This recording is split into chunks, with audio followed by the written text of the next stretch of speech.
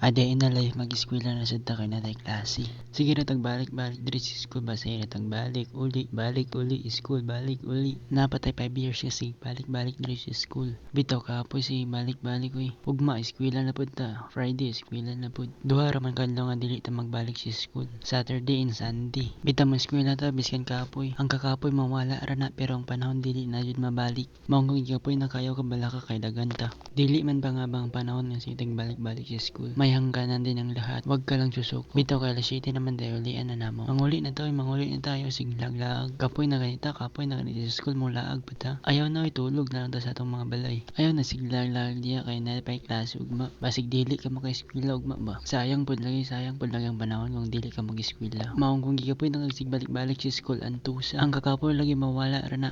Maong pag-eskwela sa ta. Paspas pa lagi ang panahon samtang nag-edit ko diri. Mga alas 9 naman noon sa naman ni. Mga alas 10 to alas 11 matulog na ko ana. Pagkaugmaan na mga alas 6 mamata naman ko. Pag 12:45 balik na pud ta sa school.